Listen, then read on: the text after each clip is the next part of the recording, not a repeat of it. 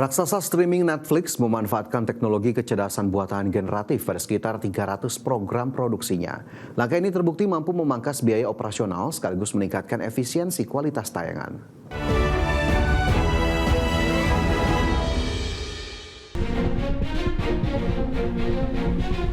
Raksasa streaming Netflix secara resmi memanfaatkan teknologi kecerdasan buatan generatif pada sekitar 300 program dalam proses produksinya. Adopsi teknologi canggih ini mencakup seluruh rantai produksi mulai dari tahap konsep hingga pasca produksi. Pihak perusahaan mengklaim alat digital ini mampu menghasilkan output tayangan berkualitas lebih tinggi secara cepat dengan biaya yang jauh lebih rendah. 3 tayangan populer menjadi contoh nyata dari pemanfaatan teknologi kecerdasan buatan oleh Netflix pada tahun ini. Sejumlah program tersebut diantaranya adalah serial olahraga Glory, miniseri sepak bola Brazil 70, serta dokumenter The American Experiment. Melalui optimalisasi ekosistem digital tersebut, pendapatan perusahaan pada kuartal 2 tahun 2026 sukses menembus level 12,56 miliar dolar Amerika Serikat. CEO Netflix Ted Sarandos menegaskan bahwa pihak Netflix tidak memiliki rencana menggunakan kecerdasan buatan untuk menggantikan para profesional kreatif. Manajemen meyakini sebuah film yang hebat akan tetap lahir dari dedikasi tinggi para seniman film itu sendiri. Langkah akuisisi perusahaan teknologi interpositif pada Maret lalu disiapkan murni sebagai alat penunjang produktivitas para pembuat film. Berbagai sumber IDX Channel.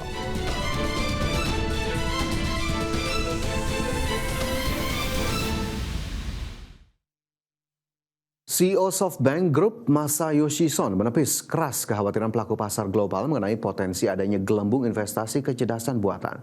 Konglomerat teknologi asal Jepang ini optimistis bahwa industri berbasis AI akan sepenuhnya mengubah kehidupan manusia dan mencetak keuntungan besar. CEO SoftBank Group Masayoshi Son secara tegas menepis kekhawatiran global tentang potensi gelembung investasi kecerdasan buatan atau AI. Berbicara kepada para eksekutif di Tokyo pada Minggu 19 Juli 2026, Son menyebut bahwa perdebatan mengenai fenomena gelembung ekonomi pada sektor teknologi ini adalah satu pertanyaan yang bodoh. Langkah taktis pendiri SoftBank ini terus berlanjut setelah dirinya menjadi pendukung awal komputasi pintar dengan menggelontorkan puluhan miliar dolar Amerika Serikat ke berbagai perusahaan terafiliasi. Industri kecerdasan buatan dunia diproyeksikan memerlukan kucuran dana investasi fantastis sekitar 5 triliun dolar Amerika Serikat setiap tahunnya. Alokasi dana jumbo yang setara dengan 90.000 triliun rupiah tersebut sangat dibutuhkan untuk memperluas pusat data, meningkatkan produksi chip komputer, hingga menyediakan sistem infrastruktur energi makro. Sun memprediksi bahwa pada tahun 2040 mendatang sekitar 20% dari total ekonomi dunia akan sepenuhnya digantikan oleh lini bisnis berbasis kecerdasan buatan. Adapun raksasa teknologi SoftBank Group dilaporkan telah mengunci akumulasi dana investasi sebesar 34,6 miliar dolar Amerika Serikat di perusahaan OpenAI. Demi membebaskan likuiditas dana segar untuk pengembangan pusat data, manajemen bahkan telah menjual seluruh kepemilikan saham mereka di pabrikan chip Nvidia pada tahun lalu. Perusahaan multinasional ini juga baru saja memulai ekspansi bisnis baterai baru di kawasan Jepang demi membangun infrastruktur tenaga listrik generasi berikutnya untuk mengantisipasi lonjakan permintaan daya. Berbagai sumber IDX Channel.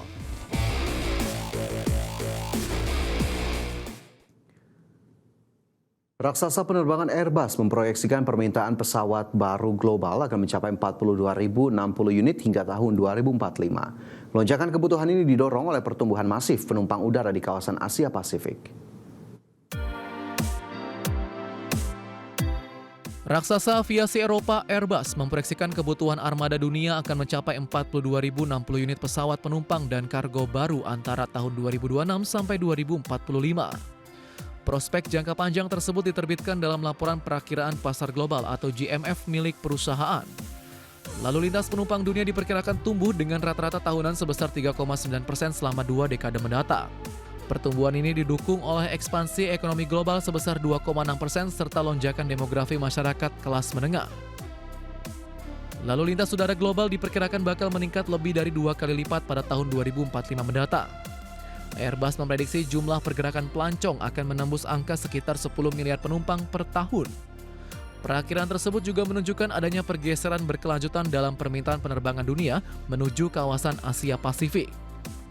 Tren pertumbuhan ekonomi yang kuat ini didorong oleh sejumlah negara berkembang termasuk India, Vietnam, Indonesia, dan Malaysia. Sebanyak 22.240 unit pesawat baru dari total pengiriman akan digunakan untuk mendukung pertumbuhan lalu lintas penerbangan dunia. Sementara itu, sisa sebanyak 19.820 unit armada disiapkan khusus untuk menggantikan pesawat tua yang rendah efisiensi. Pihak Airbus memperkirakan bahwa 81% pengiriman akan terdiri dari pesawat lorong tunggal dan 19% sisanya merupakan varian berbadan lebar. Pembaruan armada ini ditargetkan mampu mendongkrak pangsa pesawat generasi terbaru dari 39% pada tahun 2026 menjadi hampir 100% pada tahun 2045. Berbagai sumber IDX Channel.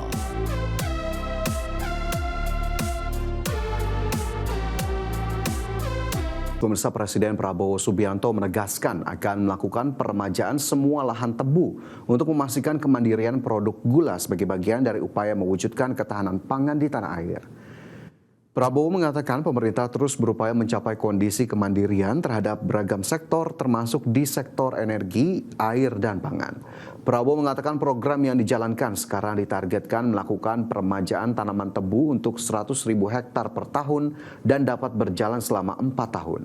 Menurut data Kementerian Pertanian per November 2025, terdapat 796.621 petani tebu yang mengelola 520.823 hektar lahan panen. Tadi Menteri Pertanian menyampaikan kepada saya bahwa sudah 12 tahun tidak ada peremajaan tebu. 12 tahun. 12 tahun. Kita sekarang akan meremajakan semua tebu yang kita miliki.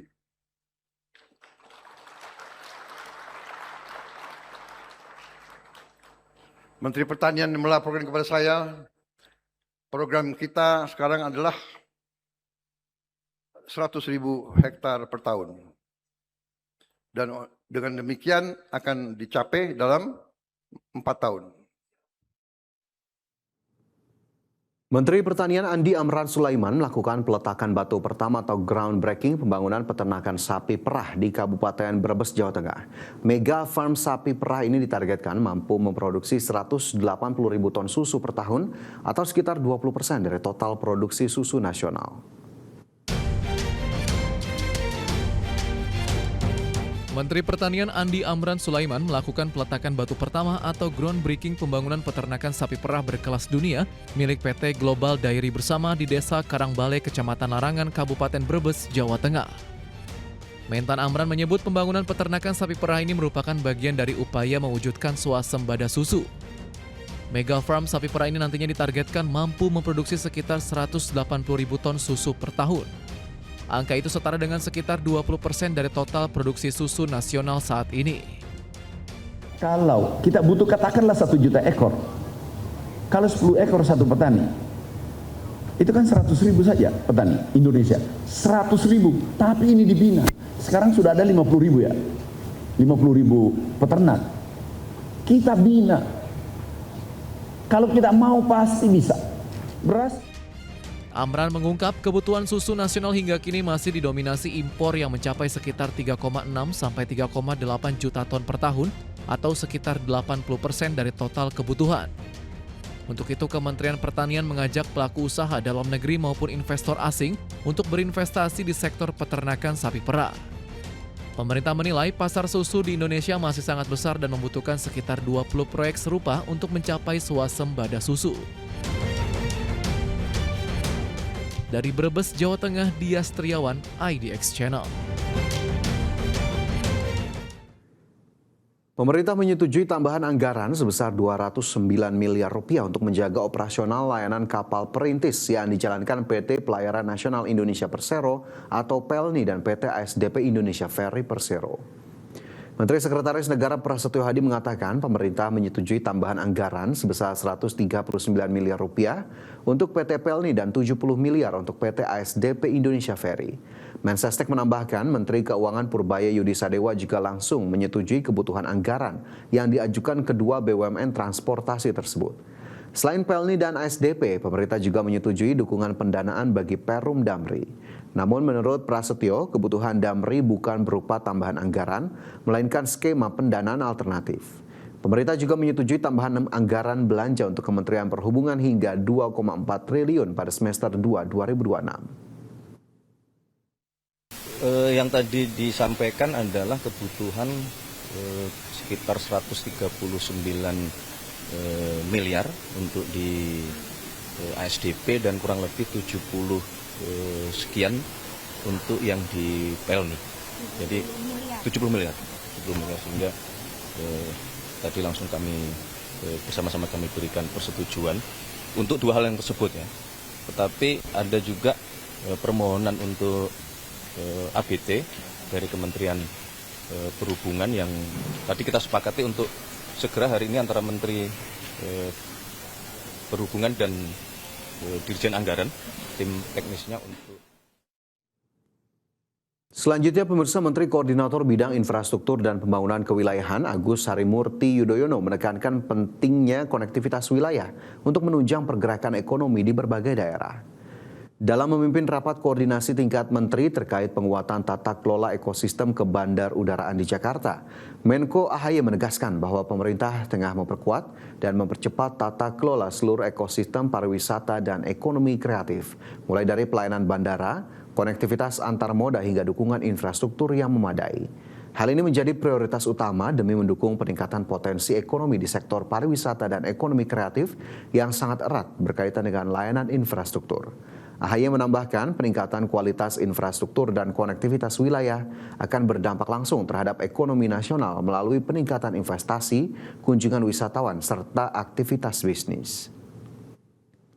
Kami jajaran Kementerian Koordinator Bidang Infrastruktur dan Pembangunan Kewilayahan yang juga menaungi sejumlah kementerian teknis terutama terkait dengan konektivitas antar wilayah tentunya juga sangat erat kaitannya dengan upaya kita untuk meningkatkan pertumbuhan ekonomi di berbagai wilayah dengan keterhubungan satu sama lain termasuk meningkatkan sektor pariwisata dan pengembangan ekonomi. Kebakaran lahan terus meluas di sejumlah wilayah di Spanyol sepanjang pekan lalu. Informasinya akan kami hadirkan usai jeda berikut ini.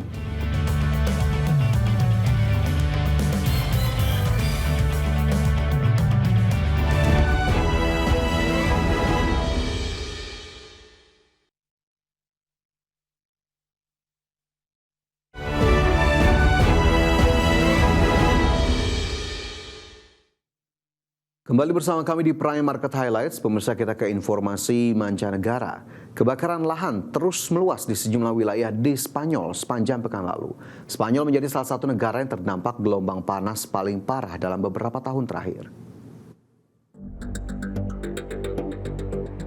Kebakaran hutan yang terjadi di sekitar 100 km di utara Madrid, Spanyol terus meluas hingga menghanguskan lebih dari 12.000 hektar lahan.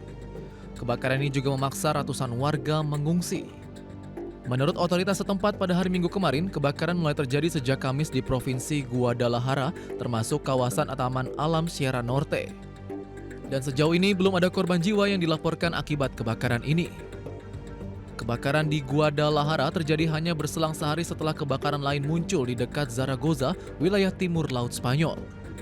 Dan hingga Sabtu malam, pemerintah daerah Aragon melaporkan kebakaran tersebut telah membakar hampir 16.000 hektar lahan dan masih jauh dari berhasil dikendalikan. Belum ada korban jiwa yang dilaporkan dalam kebakaran di Zaragoza. Adapun Spanyol menjadi salah satu negara yang terdampak perubahan iklim dengan meningkatnya frekuensi dan durasi gelombang panas dalam beberapa tahun terakhir. Suhu yang kerap melampaui 40 derajat Celcius dinilai menciptakan kondisi yang mempermudah terjadinya kebakaran hutan. Berbagai sumber IDX Channel.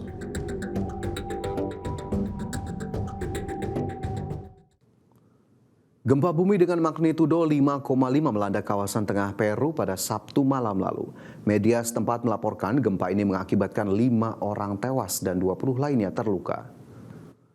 Badan Survei Geologi Amerika Serikat atau USGS menyebut gempa ini berpusat di dekat kota Chupaca pada kedalaman 10 km. Sementara itu, otoritas tempat terus berupaya meninjau semua kerusakan yang terjadi akibat gempa. Distrik Chongos Bajo disebut menjadi daerah yang terdampak paling parah, di mana korban tewas dilaporkan berada di sana meski pejabat setempat masih belum merilis identitas korban. Gempa bumi di Peru juga mengakibatkan kerusakan terhadap monumen bersejarah dan situs-situs warisan penting lainnya, serta menyebabkan putusnya aliran listrik di sejumlah distrik.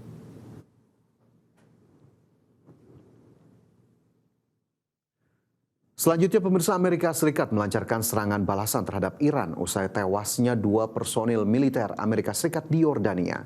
Sementara itu, Iran menyatakan tidak akan lagi mematuhi ketentuan dalam perjanjian gencatan sementara. Amerika Serikat melancarkan serangan terbaru terhadap Iran pada hari Sabtu lalu atau sehari setelah 2 personel militer Amerika Serikat tewas di Yordania akibat serangan rudal dan drone Iran. Komando Pusat Amerika Serikat atau CENTCOM dalam unggahan di media sosial mengatakan serangan tersebut bertujuan melemahkan kemampuan Iran dalam mengancam pelayaran komersial. Serangan itu juga menargetkan Korps Garda Revolusi Iran yang dituding bertanggung jawab atas serangan terhadap personel militer Amerika Serikat di Yordania. Presiden Amerika Serikat Donald Trump mengklaim saat ini kekuatan militer Iran sudah semakin melemah meski masih memiliki sejumlah rudal serta drone. Trump juga mengatakan saat ini Amerika Serikat memegang kuasa penuh atas Selat Hormuz. Well, we feel very badly, but you know, those great people, those great patriots were out there fighting that Iran cannot have a nuclear weapon. Iran has been very, very badly damaged. They've lost everything almost militarily. They've got very little left. They've got some missiles. They've got some drones. They've got some manufacturing ability, not much. We control the strait. They don't control anything. Sebelumnya Iran pada Sabtu lalu mengumumkan tidak lagi akan mematuhi ketentuan dalam perjanjian gencatan sementara setelah melancarkan serangan besar-besaran terhadap negara-negara di Timur Tengah termasuk Kuwait dan Yordania. Iran mengklaim serangan tersebut sebagai balasan atas serangan terbaru Amerika Serikat. Berbagai sumber IDX Channel.